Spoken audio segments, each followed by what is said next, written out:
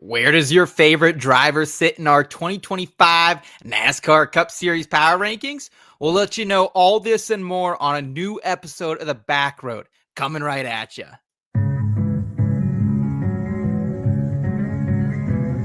It's a non-points race, but it is a short race. Checker flag. That's all this race is. Stay from the stage.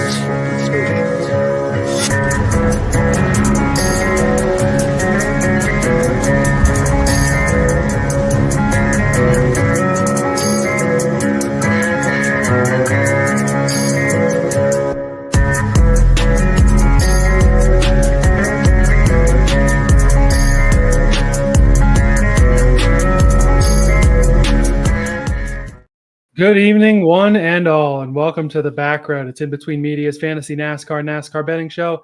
My name is Elliot Hicks. With me, as usual, is Seth Woolcock. Seth, we are finally into January. We're into racing month. We got the Clash here in a couple weeks, and we're going to lay out the season this year with the top 25 Cup drivers tonight. Happy 2025 to you, Elliot, and all the IBT family. I already feel like I can smell the rubber burning from here. I'm ready to turn the page, as you alluded to, watch another NASCAR season unfold, firing our best bets along the way. And honestly, I feel like it's been more like up to something season than officially the off season here at IBT, because we're working on some huge projects right now for the NASCAR betting community. So excited about that, and really excited to reveal our top 25. A little discourse between you and I think we both learned a lot about each other and kind of the overall vibes we have on these drivers coming into the season. Yeah, that's true. Seth and I put together our top 25 drivers for the year, ranked them together, combined them, and we got our consensus IBT top 25 for the year. We got the IBT hot stove cooking and the NASCAR silly season hot stove still cooking too, as we take a look back in the rear view. Yeah, let's do it. Let's fire it up in the rear view. Here we go.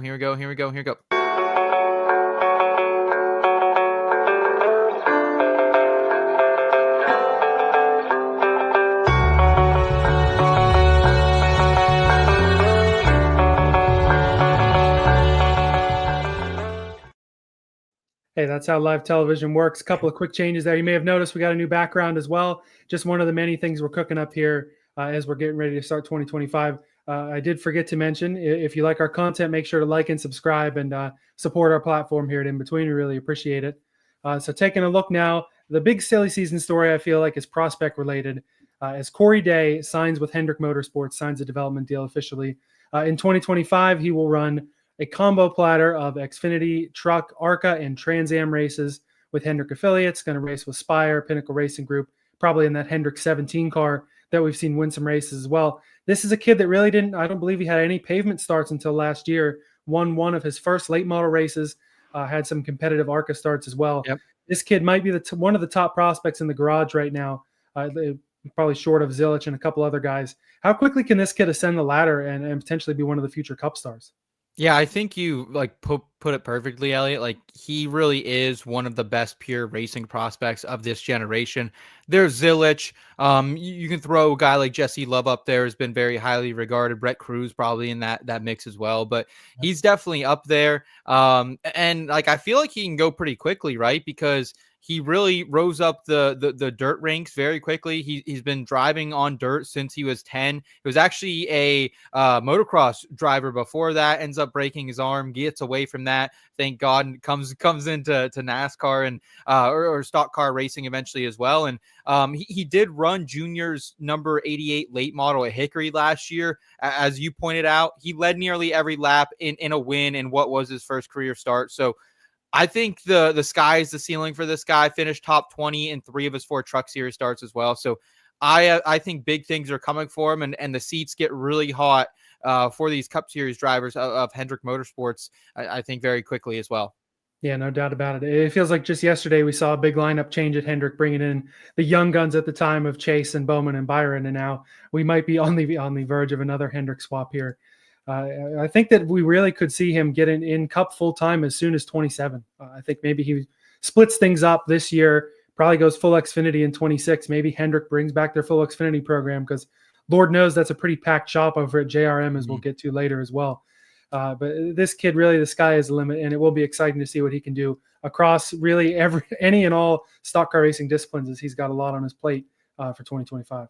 Yeah, keep an eye out for him in the Truck Series, especially next year. I think he's someone you could potentially throw down in some matchups on. Yeah. I like that he does have a little bit more truck experience that feels kind of closer to what he's coming from in the late model and on the dirt scene as well. So, I mean, I think he'll be good in Xfinity too, and ARCA, of course. But yeah, just someone that we need to keep an eye on, and I'm sure we'll have some gambling on later in the season. Yeah, that's a really good point, because we know that Spire is a race-winning team in the Truck Series. They won with Roger Carruth.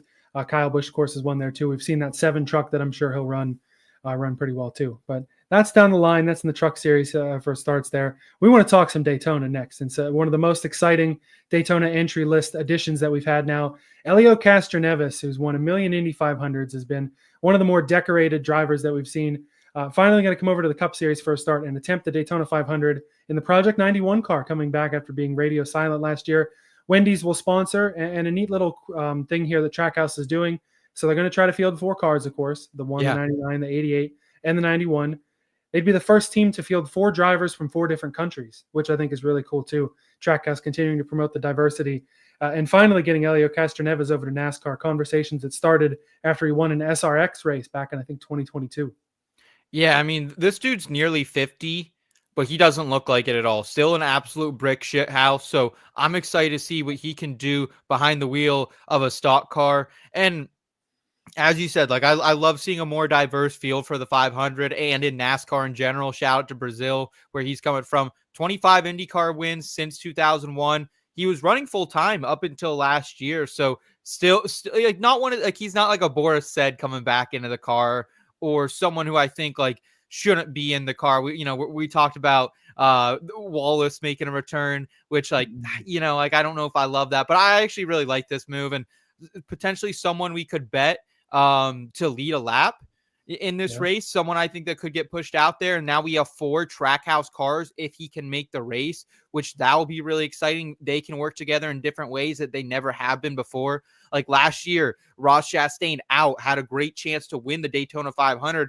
William Byron got a little crazy behind him, but if he has Suarez and SVG and now this number 91 car behind him, I think he'll do great things for him. And he'll also be running the ARCA race that weekend as well. So I'll have a little bit of experience to at least go off of that. Yeah, he's already gotten some on-track time. ARCA is doing a big test down there. I think they've got something like 75 different entries for this ARCA test at Daytona. Wow. So we're getting everybody from Cletus McFarland to Helio Castroneves to Butterbean to Corey Day to everybody in between down there, getting some track time. So that'll help you. Maybe we can get in. Maybe we can get in. We just need someone with a car, and we could probably, the car and the $5,000 or whatever it costs to enter, and we can get IBT racing started. How about it? Yeah. Maybe that's a sponsorship opportunity for us. What do you say? You're you're doing a little gambling to see if your guy can get in the race. I like it. Let's make some calls here. Let's make some calls, Elliot. Hell, the sponsorship opportunities are out there, and I bet one team that if we ever wanted to throw our hat in the ring, get a little C-post decal, could be the Beard Motorsports 62, which is going to be back in Daytona with Anthony Alfredo in the car. They're going to attempt the Daytona 500 as well. Obviously, another open car. They're going to have to qualify in either on speed or through the duels. The 62 was a little spunky last year. We saw Parker Retzlaff run it in the top 5 in Daytona in the fall, and we were both pretty high on Alfredo after last year's pretty solid Xfinity season. Not the full-time opportunity that he wanted, at least not yet, but definitely the opportunity to make some noise at the 500. Yeah, and both of his career Cup top 10s have come at Talladega. That includes last year. So this is really fitting his profile as far as what his racecraft is really great at. Even at Xfinity last year, he was a pretty good weapon at these super speedway tracks. So giddy up from that perspective, and could be an interesting top 20 play when we get there as well. And you never know what Beard Motorsports is going to bring. I've had some comments in the past, which we'll leave in the past, but they did have a top 10 in that 2022 fall race that was rain impacted with Noah Gragson, if you can recall. Yeah, Gragson had some good runs in that car. Austin Hill as well. And now Alfredo, the next one in that line there, they'll help to make the race as well. Another Daytona 500 entry that we're still not quite sure what's going to happen with is Martin Truex Jr. The rumor at the beginning of the week, or at the end of last week, when we started putting this together, was that TRICON Garage was going to be, at least on paper, the owner of this car. David Gilliland has since said, well, right now we're focused on the trucks. We're not worried about that, maybe someday, but who knows if he's just deflecting until things get more official there, or if they're really focused on trucks. TRICON's a team that's become the top Toyota team after KBM's switch and subsequent closure from Chevrolet.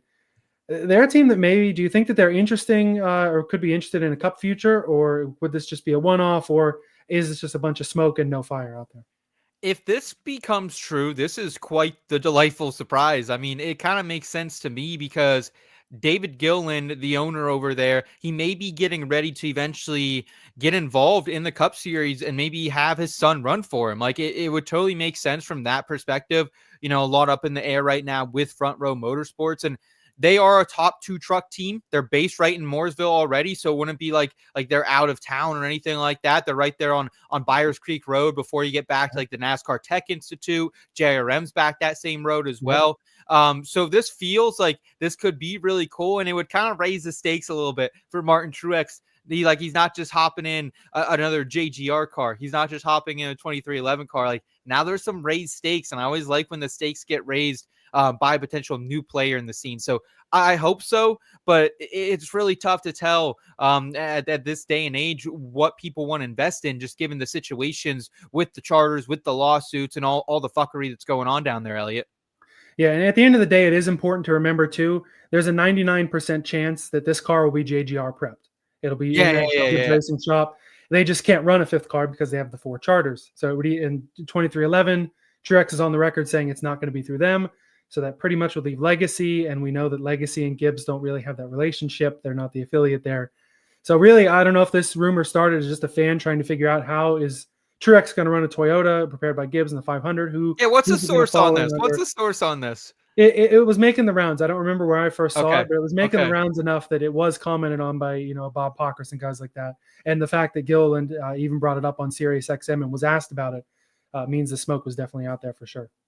All right. Well, you know what they say, Elliot, where there's smoke, there's usually some fire. So let's see it. Yeah. Let's see it. We don't want that might be a bad analogy this week. Anyone seeing us from out in LA, we certainly hope everyone's safe out there, and that's unfortunate to be out there. As soon as I said that, I was like, that's a bad analogy to make this week. So we just wanted to put that out there too. All our thoughts are with everybody out on the West. Yeah, and we should have said that in the intro because it's something we definitely wanted to touch on. I mean, there's been some crazy shit from Hurricane Helene and all the crazy natural disasters going on around our country right now, and just to kind of see some of the content that's coming out of Los Angeles right now, it's a scary scene, man. And that's a great place in our country, and it's been a place to many new NASCAR fans with the Clash running there, and the success of Auto Club before that closure as well. So T's and P's to everyone out there who's affected to that, man. Like I can't even imagine what that's like, and hopefully, if you are going through that, I know our guy Rod is safe, one of our co-hosts who is out in that area, which is great. He's a couple 100 miles north of this. But if you are being affected by this, like hopefully Elliot and I bullshitting about NASCAR for just a little bit can, help bring a little bit of joy into your life. And because I can't imagine, man, it looks terrifying. Yeah, no doubt about it. And we're honestly kind of thankful that the Clash ended up moving to Bowman Gray, because setup would already be starting at the Coliseum for the Clash, where that might not be something that's, who knows what's going to happen there. But in any case, like you said, thoughts and prayers out to everybody. And hopefully everything turns out all right out there sooner rather than later. All right, so we got the Daytona news out of the way. We got some Xfinity and truck news as well. We've talked about the Sam Hunt Racing 26 car. Is it going to be Connor Daly? Is it going to be an all-star car? Dean Thompson is going to drive that number 26 full-time. He's run the last 3 seasons full-time in the Truck Series, 2 career top 5s.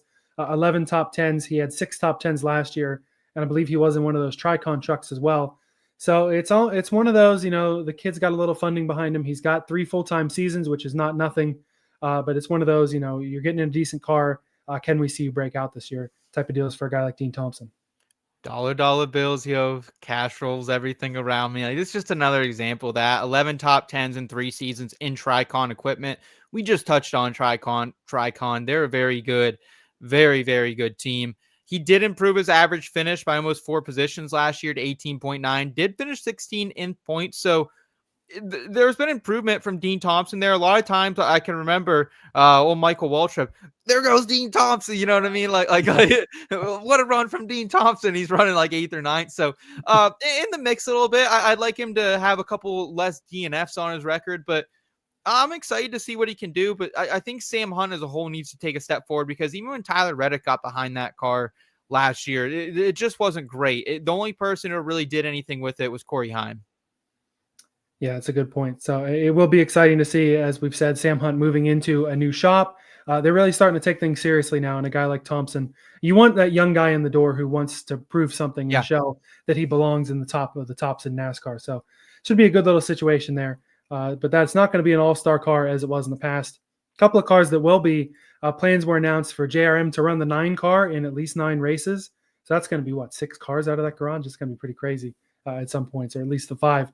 But so it'll be the Trackhouse boys. Ross Chastain is going to run 5 races. He'll run COTA, Darlington, Nashville, Dover, and Iowa. And Shane Van Gisbergen going to enter at Mexico, Chicago, Sonoma, and Watkins Glen. 9 total races, at least right now. Maybe they'll expand to more. It'll be good to see. These 2 guys have obviously won the Xfinity Series before. SVG, bomb on the road courses, in some damn good equipment in that 9. The only thing that worries me, as I saw our friend Skybox NASCAR Mark bring up, is that our generational Connor Zilic over 1.5 wins, a little bit of a wrench thrown in it. If we're relying on a bunch of road courses, SVG as a teammate, that could throw a wrench into things. But I still feel confident about the Zilic. But I also feel confident about betting this 9 car in any of these 9 races outright this year.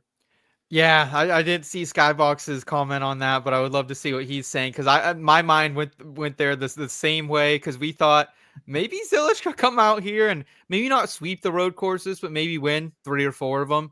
And I think that's kind of what went into that generational bet there. But look for Zilic to still win at COTA without SVG. Ross obviously very good at COTA, and I think like zoomed out away from Zilic for a minute, like it does make sense given a few reasons. One, we know that Junior Motorsports is one of the most equipped Xfinity teams. They have a Hawkeye system there. Like some Cup Series teams don't even have that piece of equipment. Like they are ready for this type of situation. And also makes sense given Junior's relationship with Ross. Used to rent off him back in the day. Seems like they're good friends, and just their relationship with Trackhouse as a whole. They're getting Zilic. It seems like him and Justin Marks have a pretty good friendship. So I'm excited for this. Like SVG's going to be given hell every time he's out there, especially in places like Chicago and Mexico. And like the scary thing about this, Elliot, SVG was an absolute monster last season at road courses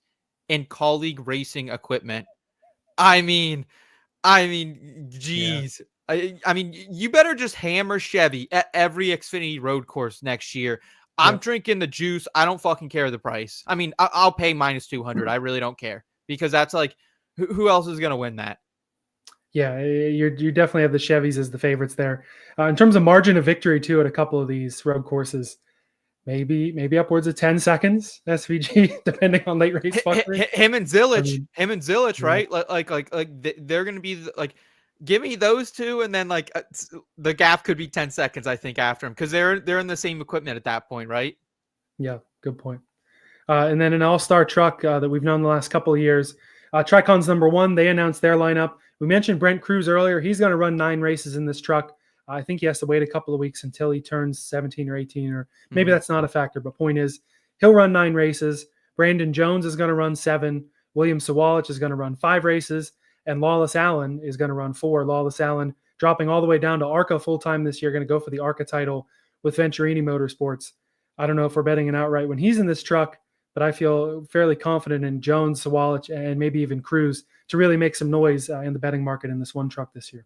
Yeah, first of all, shout out Lawless. I think he actually could do some damage down there in ARCA, and that's a guy who's caught a lot of strays from me on this particular program, so I apologize, Lawless. But he's almost doing a JHN just at a lower level. Yeah, he was ran a bunch of Xfinity last year, not really working out. Fuck it, let's go get in the best ARCA equipment and see what we can do. And that's what you should be doing, right? Like, obviously, he needs to practice his racecraft a little bit.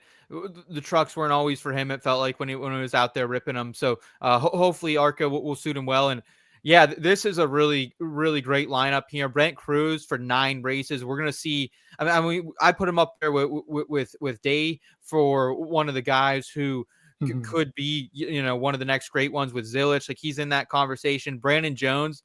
I haven't seen Brandon Jones in a truck. I don't know. Like it's been a few years. I think in 2020 maybe he had got a Okay. Pocono win, but Okay. so he's normally not hasn't been a truck guy the last couple of years. It's going to be fun to see him in this. So, and like, I think that'll be one of the few times we want to bet on Brandon Jones next year. So I'm looking forward to that. And so Wallace too, another great young prospect. Like TRICON just keeps doing it right, man. Like, I don't know. Like if I could just invest in a stock in a NASCAR team, give me TRICONs. I mean, they're on the up and up right now. Yeah, Toyota really being able to spread the wealth in this truck. Like I said, a kid like Cruz, I mean, we talked about how Day is probably going to throw out one of the Hendrick drivers sooner than they want to. Maybe the guys at JGR, once you get to 26, 27, maybe they got to be looking over their shoulder too for guys like Sawallich or Brent Cruz. It's a fun time to be a NASCAR fan. I remember a couple of years there when we were younger where the Rookie of the Year battle was between like Andy Lally and Kevin Conway and guys like that. We got things a little more exciting now. The NASCAR prospect boom, certainly in full effect as we continue on into the mid-2020s now.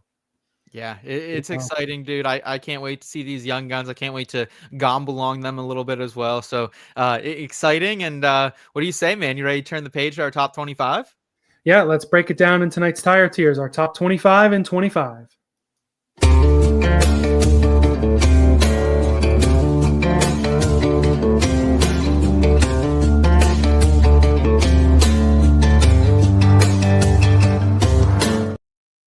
So like I mentioned, what we ended up doing, Seth ranked his top 25. I ranked mine. We ranked them on a point system. Now, number 1 gets 25 points. Number 25 gets 1 point. Of course, the bottom here is where things do get a little wonky because that's what varied the most, which makes sense. At number 25, Noah Gragson in the 4-car for front row. Couple of real hot paint schemes coming out next year for that 4-car. I don't know if you've been seeing, but that Miller Tech number 4, big time NASCAR Thunder vibes. I'm into it for sure. At 24, his Front Row Motorsports teammate Todd Gilliland taking over the flagship 34. 23rd, we both were higher on Carson Hocevar than I thought. I put Hocevar in my top 25 and thought it might be a hot take. You had him higher than I did. AJ Allmendinger, who I nearly forgot about, ends up at number 22.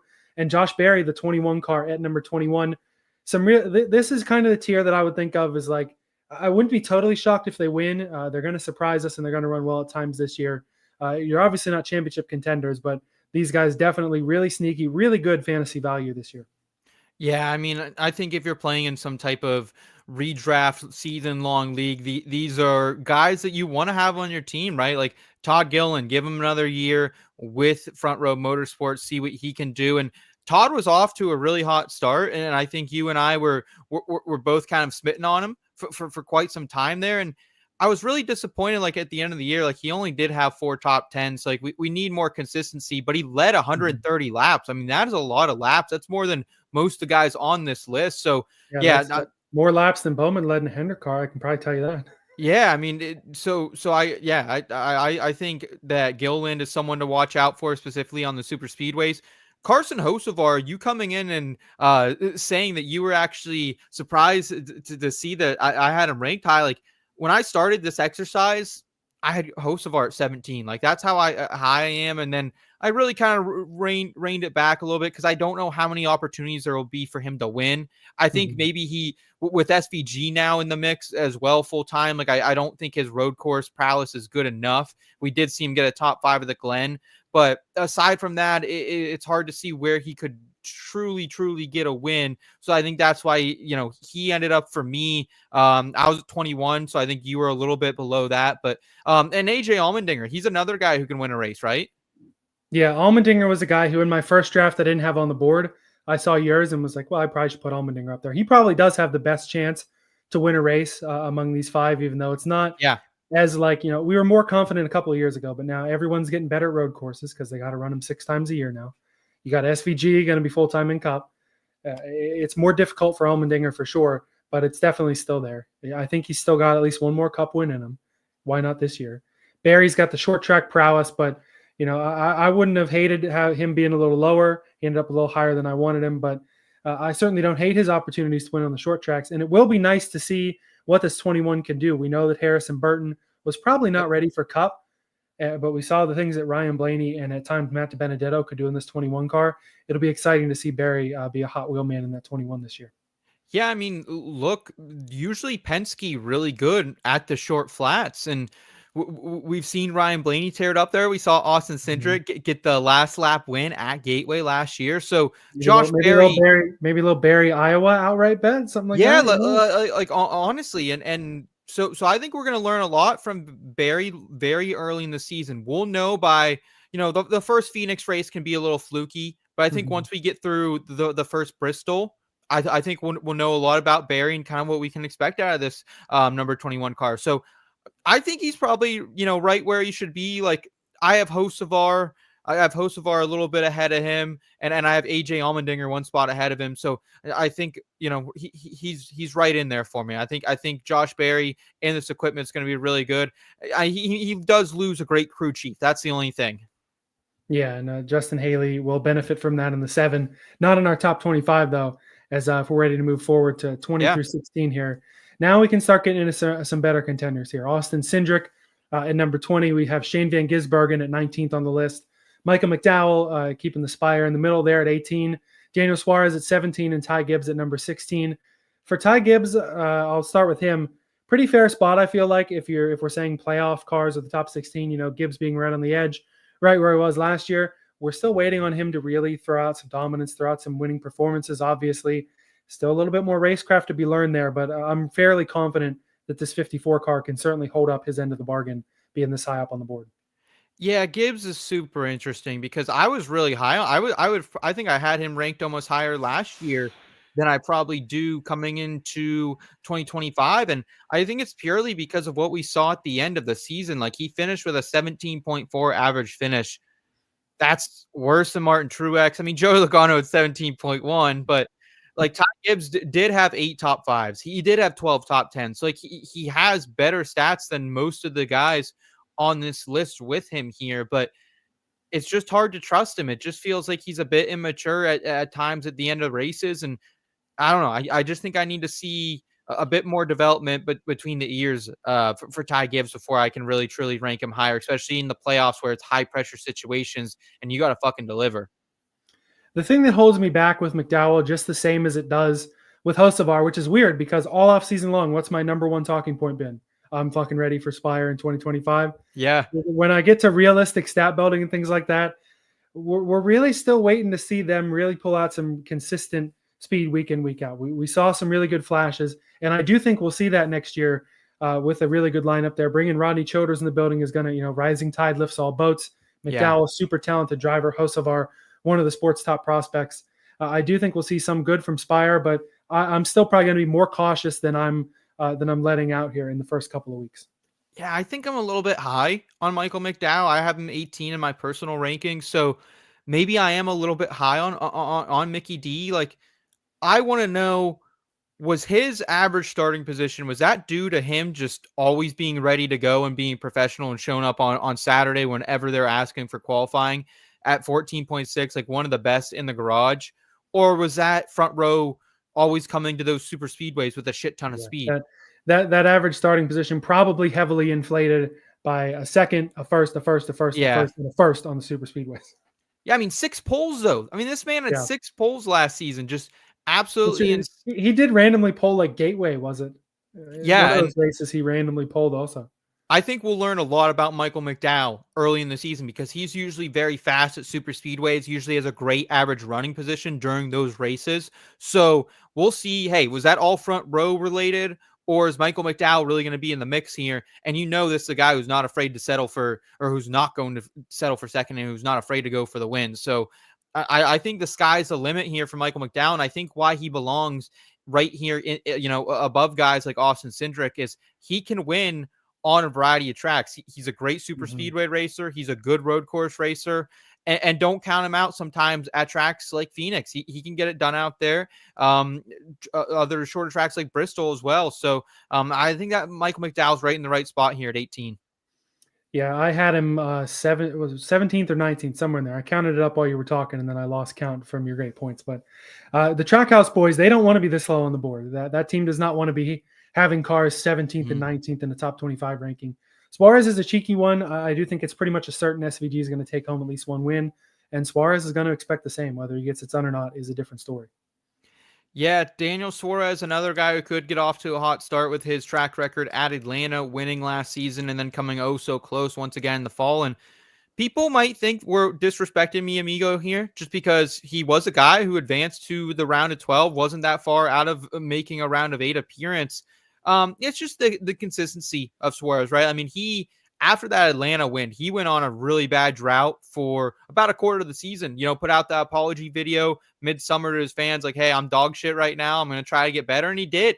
He really cleaned it up towards the end of the regular season, carried it into the postseason. So he could be dangerous, but I just think almost SVG coming in here, it's like I just don't know what to expect now. Like I almost think maybe if we're projecting this out a little bit, that Shane Van Gisbergen's stock rises and Suarez falls by the end of the season. I think he's only on a 1-year deal as well. Yeah. So a lot of question marks there. I don't know how that affects his performance. I actually have SVG higher than Suarez, 17-19 in my rankings. So I take it you must be a little bit higher on Suarez and a little bit lower on SVG, which sounds crazy because you're usually, since day one, since this motherfucker stepped in America, you've been all about Shane Van Gisbergen.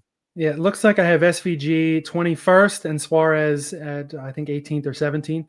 Okay. In front of me, you were smart and you numbered your list on the doc. I just have the names here, so I got to count them out. Suarez is one of multiple guys on this list that quite literally is racing for their job. Like, yeah, that's it. He has to win, and he probably has to advance in the playoffs to keep his ride because he's got guys like Zilic. If Zilic is going to stay with Trackhouse, which my tinfoil hat theory says he's not, but if Zilic is going to stay with Trackhouse, he's not going to want to run another full Xfinity in 26 after he does what we think he'll do in 25.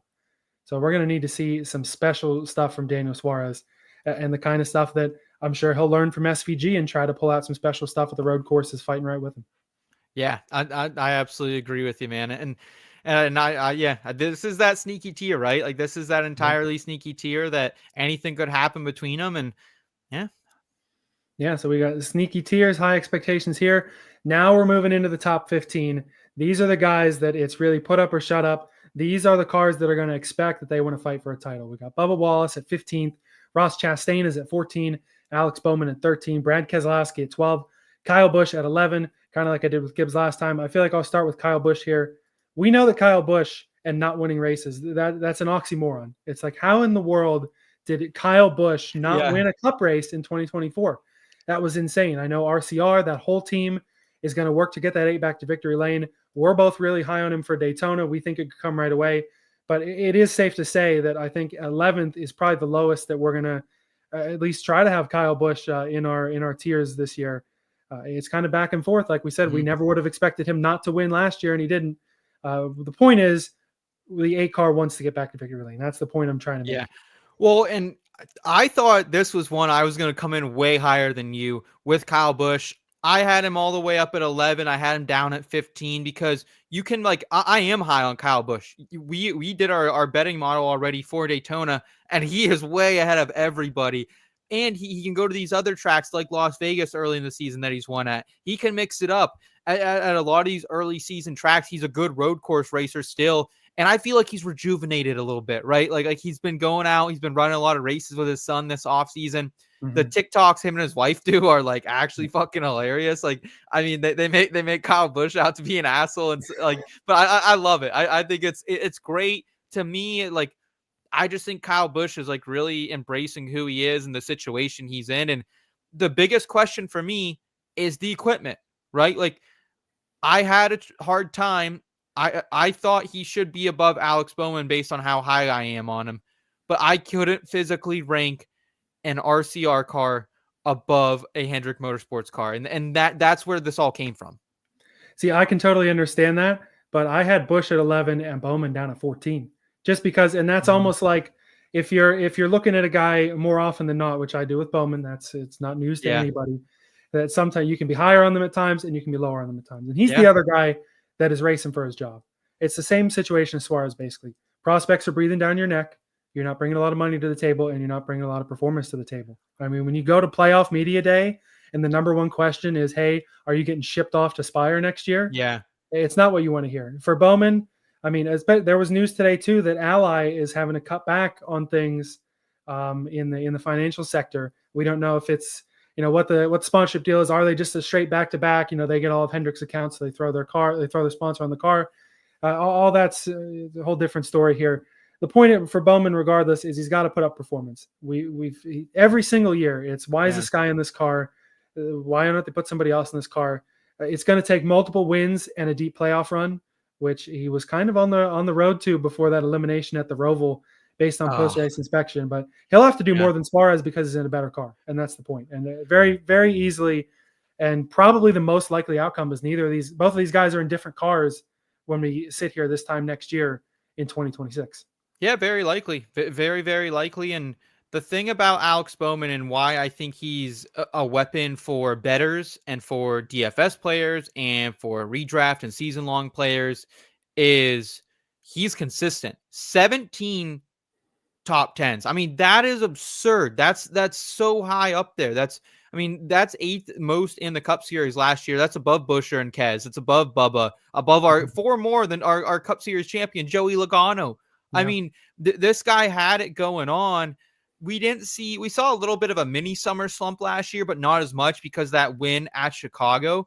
So if he can avoid that again, we know he's going to come out fast at the Daytona 500, potentially put it on the pole or the outside pole. And also look for him at COTA. I think he's a guy. I think he's live to win at COTA again. That's like Alex Bowman always has his tracks. COTA, Dover, Vegas, that he's just really good at. So I feel like you need to keep an eye on him, especially in the middle part of the season and the early part of the season. Yeah, he did have a career best in top 10s last year. Part of me just worries maybe the consistency will lack because they're going to have to go balls to the wall to win races, and they're going to want to do that. Mm-hmm. And it could result in some stickier situations. But also at Hendrick, it could result in better situations for there as well. We know Wallace and Chastain, a couple of guys that they had higher expectations last year that didn't really pan out. 23 didn't win. The one it took to the playoffs to win. Keselowski's almost on the opposite end. He finally gets back to victory lane. RFK's finally in a good spot, and him being in the top 12, perfectly sane for me. I had him at 10th. Yeah, the thing with Ross and why I think he belongs in this tier, and I have him at 13, so I imagine you have him probably closer to 15, is I think with him, he almost wins at Texas, right? He gets spun out by William Byron.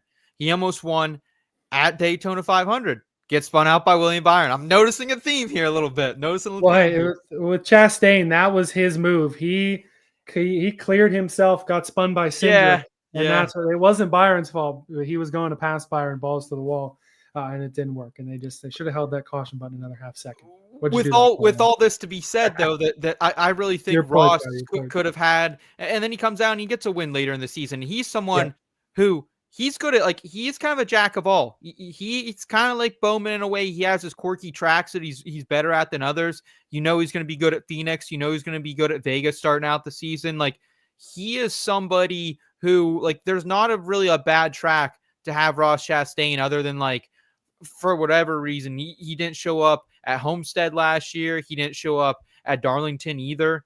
So there's a couple tracks like that I'm wary of him. But other than that, I think Ross is right where he should be. Also, we have Marcus in the chat from way before the show even started. What's going on, Marcus?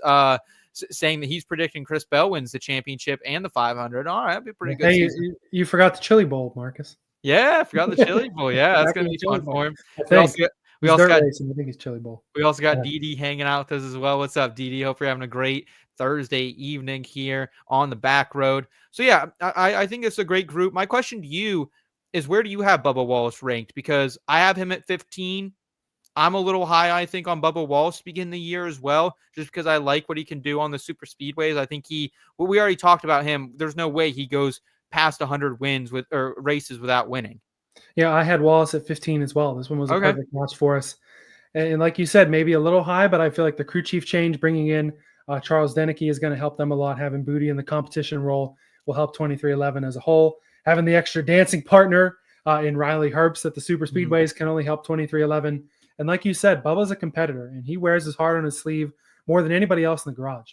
And at this point, we saw Reddick make a run to the championship 4 last year, win a bunch of races. It's no longer, hey, 2311's a building team. Bubba is building with them. It is 2311 is here, and Bubba needs to start getting on the level of Reddick.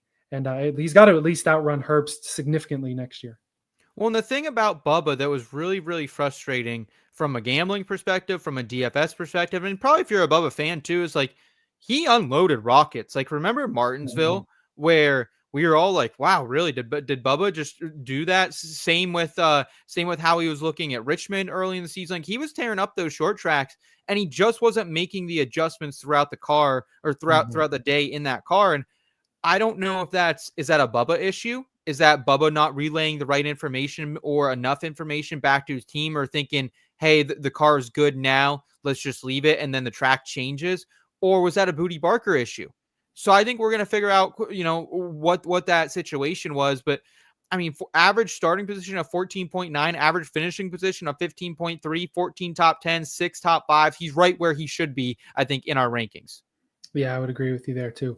And Chastain, just to close out this section here, he was a guy who was 300 feet from a championship in 22. Like I said with the Trackhouse boys on the last slide, somebody who's going to want to get back to victory lane, like you had alluded to. Certainly. All right, so let's go ahead and move on to our top 10 here, as we have our. Am I frozen? Is he frozen? Sorry, folks. Live television here. No, I'm not sure. I'm not sure what's going on right now. Okay, now I think we're back. Okay, sorry about that, folks. Okay, so our top 10 here: Chase Briscoe at number 10, Chris Buescher at number 9. We both had him at 9. Another one of those perfect parallels, I feel like. Chase Elliott at number 8, Tyler Reddick at number 7, and Joey Logano at number 6. Do I think Logano is going to be number 6 on the board all year this year? I don't, because it's an odd year. But we have to respect what he did last year in the playoffs. I think over the course of the regular season, he may not be the 6th best guy, but he's a guy who we had to respect. I had him at 8th. I think you must have had him then at 7th or 5th, a little higher there, respecting that championship a bit. You can't ignore Logano. I'm just saying we're all high on Logano from that playoff run. We may need to temper expectations early in the year. Yeah, and I think we absolutely should be. Like, if you're playing in a fancy NASCAR league this season, and it is a season long, or one that you redraft every couple weeks, whatever it is, let someone else pay for Joey Logano early in the season, because I mean, average finish position of 17.1 next season, and he'll be fast. He could put it on the pole at the 500, but he usually gets a raw deal there because someone gets aggressive, he gets spun. Same thing at Atlanta. So I like how it sets up for him early, but it just felt like last year, especially, he didn't have the results that he was looking for. So I still think he'll be good overall, like late in the season. I think from a pure NASCAR perspective, he's always a threat to get the championship for. And if he gets the championship for, he can pull out a rabbit out of his hat there as well. So I think, right where we have him at 6 is a very, very fine rating. I think I'm a little bit higher than you on him. I think I'm at 5, and I think maybe you have him closer to 7, which both are understandable. Yeah, I have him at 8th, and I think you did have him at 5th. I know we're excited about him, and we're both really excited about the CBs at the top of this board here. Chase Briscoe in some damn good JGR equipment. We know it wasn't the best with Truex and James Small. Maybe a guy like Briscoe fits better with James Small. We know a guy like Briscoe probably fits better with the next gen car. We know this could be the first time we see him in good equipment. We've lauded about him all off season. You're a little higher on him too. I had him 13th, so I think you had him probably 9th or something like that. In terms of Buescher, you have Buescher 9th, just like me. He's almost a he is a super well-rounded driver, and almost a sneaky round of 8, if not championship 4 favorite, with how well we've seen him run consistently, even though he didn't manage to get that regular season win last year. One of my biggest regrets in the month of December, Elliot. No, it's not all the booze I drank at my family Christmas party. No, it wasn't some of the other dumb shit I did. It was the fact that I let go of the Chase Briscoe 25-1 that was out there on Caesars. Best you can find now, 18-1, 20-1. We should have hit that opening line value. We talked about it on the show, but I was kind of in the wait and see mode at that point. I was like, I want to see I think we only had Caesars who dropped it on. I was like, maybe can we get a 30-1? I got greedy. You got greedy. We all got greedy. So that is regret. That shows how high I am on Chase Briscoe. I think he's a guy who could really contend, make a deep playoff run. I'm excited to see what he can do on these short flat tracks, man. Like, I think he's going to be right up there, right behind Ryan Blaney and right behind Christopher Bell when we go to Iowa, when we go to Gateway, when we go to New Hampshire, when we go to Phoenix. So looking forward to that. And Chris Buescher, dude, this was another guy when I really looked back at last season. that I was like, yeah, I think this guy absolutely is a top 10 driver. I think the internet, I'm excited to see what you guys say. Please weigh in the comments, in the live chat as well. Let us know, like, who are we high on? Who are we low on? I think people are going to see Chris Buescher finish 17th last year and be like, these guys are smoking something. And I'll tell you what, maybe we are, maybe we aren't, but that's beside the point. Chris Buescher led 208 laps last year. Like that's a real number, compared to a lot of guys like Bowman, 67, Brad Keselowski, 318, Ross 3, like, Chris Buescher then too, like 15 top 10s. That's pretty great number. 6 top 5s. He was in it. Average finish, though, of 14.3. That's some of the best in the entire Cup Series at that 14.3 figure. That's a top 8 number. So I'm going to trust the consistency of Chris Buescher, and going to be betting my ass off on the top 10s early in the season next year. Yeah, we didn't give Chastain enough credit for this either. Both Buescher and Chastain, guys who just fell victim to winning being so important. Almost similarly to a couple of years ago, Should have won. Truex was 4th in the regular season points, and I think was the only guy to make it in on points at 16th. Mm-hmm. Buescher and Chastain both, if you ran out the full old school Winston Cup format, as some people on Twitter do, I think they were both top 8 in the points, top 9 in the points last year if they ran a full season format. So consistency definitely was there. Mm-hmm. And for a guy like Chase Elliott too, was able to break that winless streak last year and showed some race winning speed toward the end of the year, to the point where people were starting to get a little sneaky with him as a potential championship pick last year. Of course, missed out, not making it through the round of 8, but he damn near won Martinsville to make it through there too.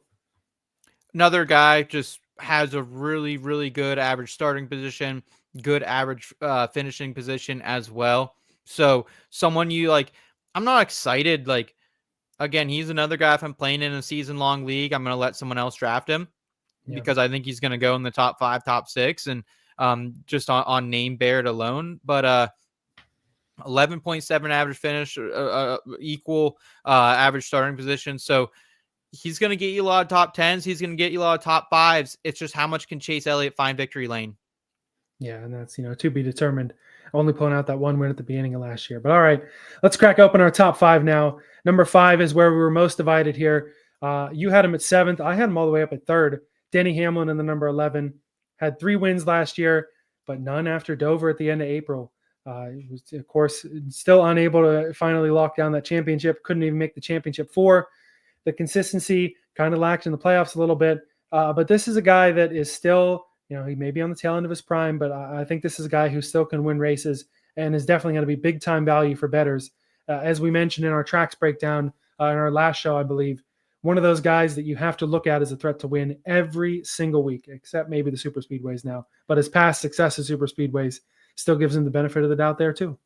Yeah, I don't know if I was like rightfully low on Denny, but I feel low coming into the season on him just because, look, I mean, he's got this lawsuit on his mind, man, and he's got a lot going on with that team. He brings in a third charter for now, at least, and I just think, like, I know humans, man. Like, does that weigh on you? I don't think it does, because Denny Hamlin's a competitor and he's kind of like Aaron Rodgers and one of these guys who wants to say fuck you to the world and wants to prove everyone wrong. So I potentially like Hamlin to do okay this year. And, 3 wins, 12 top 5s, 18 top 10s. Like, he had a really strong season. It's just the issue. 3 of those wins and then a 4th win at the Busch Light Clash came in the first quarter of the year, and we didn't see much from after that. Yeah, even if you're not high on Denny Hamlin winning races, I feel like you still have to look at him like guys like Buescher and Chastain, like we just talked about. Even if you don't think he's going to go out and win even once, let alone 2, 3, 4, 5 times as we've seen from him, he's still a guy that's probably going to be top 10 more often than not. And thus you can't really ignore him in the betting market unless his price is like super inflated, which at the beginning of the year it may be. But like I said, he's a guy you got to watch out for every week, even if you don't think he's going to be a threat to win every week or to win the title. He'll still run around in a position where you can make money. Yeah, it's hard with his futures right now. Like, there's just like last year, it felt like a really good hit to get him. I think we hit him at 1. I don't remember if it was 1.5 or 2.5. I think it might have been 2.5 we hit him at, but I think that's the same number this year. And at 2.5 just feels like, I don't know. It feels tough to bet that, especially that and his championship odds in the single digits. Can't do it right now. Yeah, I can't blame you, but I do think he is worthy of being a top 5 driver, and Sure. you have him 7th, so it averaged out pretty well there. Yeah. Moving on now to number 4, William Byron, the number 24 for Hendrick Motorsports. Another guy who won a lot early and then couldn't really win late in the year, but another guy that kept consistency and a guy who perhaps fits the next gen car better than anybody in the garage, and just so happens to race for one of the 2 best teams also on top of it. Yeah, man. I mean, William Byron's really good. He is really, really good. He's good in the big moments too, right? Like when Hendrick Motorsports needs a win to celebrate something, this guy's the first one to do it. If Mhm. he needs to win the Daytona 500, he's there to do it. And yeah, I just really like the consistency as well. Like 21 top tens. We were Elliot, like for as long as we've done this show together, I've always struggled to bet Byron just because he's always seemed to, wreck out or something, trash bag lands on him or something when I'm betting him. But down the stretch there in the playoffs, I was hammering those top 10 parlays with a college football money line, and we were printing money. It was a great strategy. I really like the consistency of Byron. 21 top 10s. It's the second most behind only Christopher Bell. So I think, he belongs here at 4 because he can win almost on any given track, any given Sunday or Saturday if he's ripping some Xfinity cars as well. But so I think 4 is very, very well suited for him. Back-to-back championship 4 appearances as well. And if there is one thing they know at Hendrick Motorsports, it's when to make the switch or who to pair together as drivers and crew chiefs. They went and they got Rudy Fugle. They picked him up from Toyota, Kyle Busch Motorsports, wherever he was, and they brought him on this 24 team, and it has made Byron all the better. Not only does he pair really well with him as a crew chief there, they just have that sort of gel that a guy like even a Jimmy Johnson and a Chad Knaus had. They just paired well together. They understood each other, and they won a lot of races. And I think there's a lot of races left to win for this 24 as well. Couldn't agree more. All right, cracking open the podium now at number 3, Christopher Bell in the number 20 car. A guy who, as we've said, can say with all these top 5, extraordinarily consistent, is going to go out there and win races, and certainly is a title favorite for JGR. I believe our top Toyota on the board is this 20. Yeah, he's another guy in the past who had kind of struggled to be super consistent up until this past year. Led the Cup Series in top 10s. Like I remember before, there was a stretch in 2023 that you could actually really fade him quite a bit in matchups, in head-to-heads, and you couldn't really do that this past year. He had a skid a little bit where he was a little bit slow, but I mean, 11.2 average starting position, 12.8 average finish position. But I think more impressive than anything is that this guy went out and he led over 1,100 laps. I mean, it's really him. It's Kyle Larson, Denny Hamlin at about 943, and then everyone else was under 600. Like this guy was purely one of the top 4 drivers all last season. Had 3 wins, and I thought like he had his 3rd win pretty early in the season too. And he's another guy who I don't know what was going on in JGR over there, man, but it felt like their whole entire performance was a little bit down. Maybe they just couldn't win races at the end of the season. So I'm hoping that Christopher Bell can get, like, he's a guy who could realistically, with how well he ran, could have won 4 or 5 races. So I want to see more race wins from Christopher Bell. And, some of that was just bad beats, right? Like, I mean, what happened to him at Iowa with the engine going down? If it was him or Blaney's, or not, was that Iowa or Gateway? Okay. Gateway, it was Bell's engine blew up, and then 10 seconds later, Blaney runs out of fuel. He may have also been good at Iowa too, but that was a particular. Yeah. I think he was tracking Blaney at Iowa. I think he was about to catch him. I think that's why I have him in my mind there at Iowa. But You're probably right. The short flats, man, like it's his world, and he's also a top 10 road course racer. I would put him in my top 10 super speedway racers as well. Like there's the only place he isn't like an absolute clinic is like intermediates, but he can still win there too. We saw him win multiple times in the playoffs a few years ago at intermediates to keep himself alive. Yeah, I mean, he ran the race of his life at Vegas just to get out fuel mileage by Logano, who pulled off 2 absolutely majestic ones last year. Yeah, Marcus in the chat let us know too. He had 11 stage wins, second to Kyle Larson last season. So yeah, I mean, you could even argue Christopher Bell could be it too.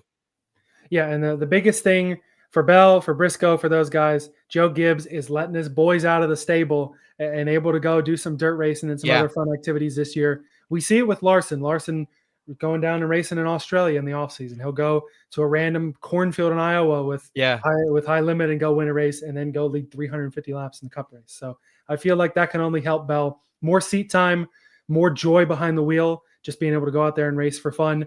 I think this really could be a career year for Christopher Bell, and we may look and say 3 was maybe even a little low for the 20. Yeah, we might have to revisit his win total. I think it's at 3.5, so that's kind of a lot. I think for him, but like that might be worth it. That might be something, as we get closer here and we see more books offering, maybe we can get a soft line out there. So I'm excited for C Bell, man. I think the sky is the ceiling for this guy. We'd have to look at that's one of those where the books just set the perfect line, because I feel like if it was 2.5, oh, I'm smash really it. feeling confident in the over. Yeah. A 4.5, it's like, well, no, I don't think he's going to win that many. 3.5 is the perfect line to go. Goldilocks, baby. Yeah, maybe. just right. Yeah. Just right, baby. Just right. All right, so Bell's the top Toyota. Our top Ford is at number 2, Ryan Blaney. For both number 2 and for number 1, we were both in lockstep. We had them both in the same spot. Blaney, of course, he's just as high as Logano, just had more consistency throughout the year. Penske's got this figured out in the next gen. The 3 for 3 in titles. Blaney's consistency only continues to grow, and he really is becoming one of the best drivers in the Cup Series and truly deserving of that label. I mean, another guy that's just dangerous. He's dangerous everywhere. Like I'd like his road course acumen to be a little bit better. I think that could improve, but he still is good at places like the Glen. He can tear it up there. He's not terrible at Sonoma. Like he's pretty decent at the traditional road courses. Not as great at some of the newer ones, but has still had pretty decent runs and short flats. This guy tears it up on the short flat tracks, and really a great intermediate racer as well. And the short tracks, like, when we go back to Martinsville, you're betting Ryan Blaney. Like, don't think about it. Just bet Ryan Blaney in some shorter fashion. And he was another guy through my biggest wager of the season. We went a 10 unit on him there for a top 10 parlay at the end of the season. Could have just bet the top 5, would have been fine as well. But Blaney's money, especially late in the season, he gets hot every single year. So even if he starts out slow, don't worry. Just a better opportunity for you. Yeah, and honestly, you almost would want him to start out slow, because when they start to hit the hot streak in the late spring, early summer, it's good value. His odds that much better and going to be good value. Yep. Just like he's been the last couple of years. And it wouldn't surprise anybody if he was able to take home the title, win 4 or 5 races along the way in 25. Oh man, we were so close. We had the 12-1 all year. We went back in on him in the playoffs.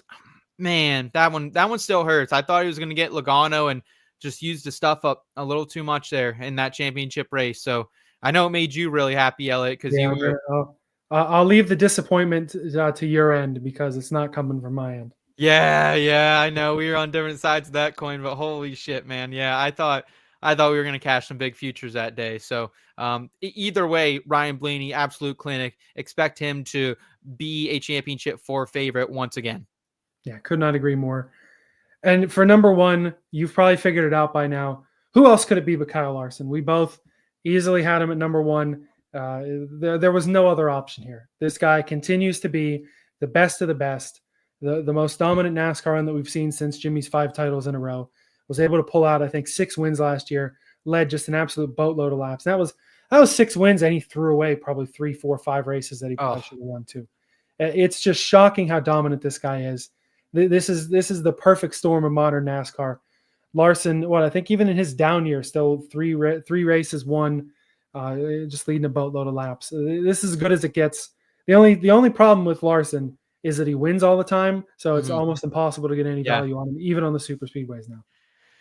Yeah, and like it's one of those things that, when we first really got into NASCAR betting, the first couple of years, like we had that one super chalky year that Larson was just winning everything. And yeah, I think it's a lot like how I felt about Tom Brady and Bill Belichick growing up as a Steelers fan. You probably did too. Like, I can't stand them. They win all the time. That's boring. It's not fun. But then as you age, you grow to respect it. And that's my admiration for Kyle Larson. This is the best wheelman on the planet. It's not close.